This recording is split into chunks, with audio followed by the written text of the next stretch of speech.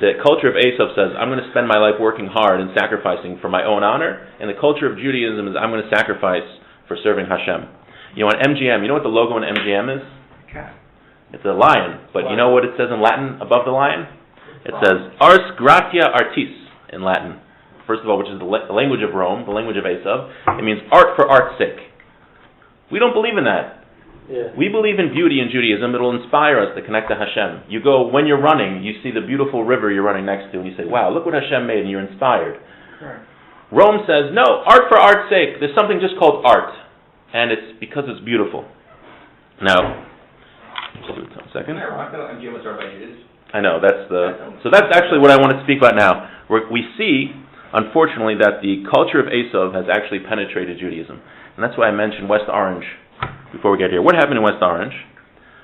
There's a bake shop in West Orange called West Orange Bakeshop. And they were asked by a conservative temple to make them cookies for their Pride Day.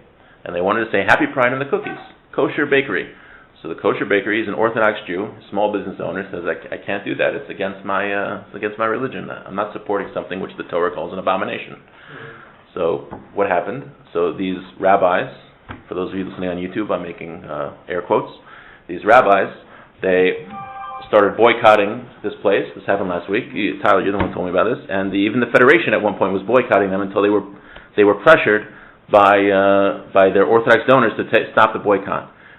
This all comes from the culture of Esau. These people have a desire. The Torah calls an abomination. Now, obviously, we're not going to get into it now, but we should obviously, anyone who has a desire like that and wants to get close to Hashem, we have to be nice to them, we have to be sensitive and caring, we don't shun them. But this is not what these people are doing. These people are saying, what I feel is so important to me, I'm ready to destroy your business and to destroy your livelihood because you don't support what I want to do. This is the epitome of the culture of Esau, where my kavod, my honor, you have to recognize me, whatever I want, and if you don't, I'm going to destroy you. And that's exactly what these people are doing.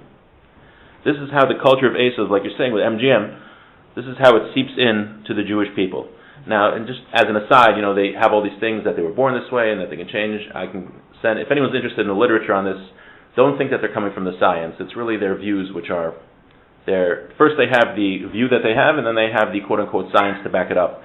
There's many competing views out there, and those are usually suppressed, and if you dare mention them, then you are called a bigot and all sorts of names.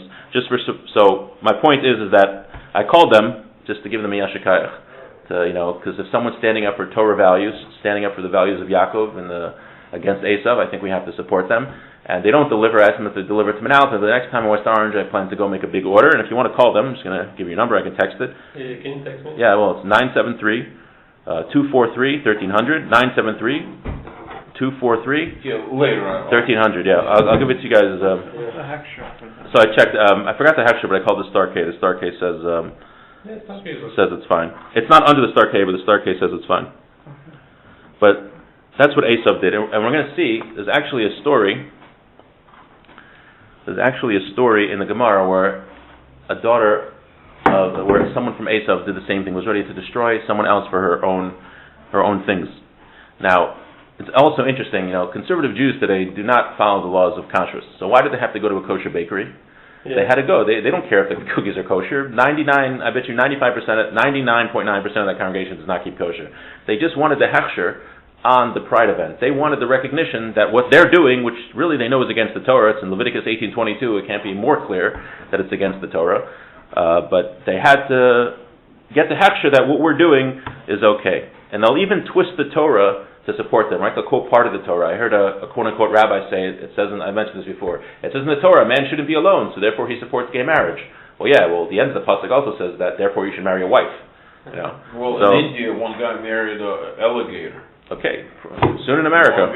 Soon in America, people are marrying themselves now.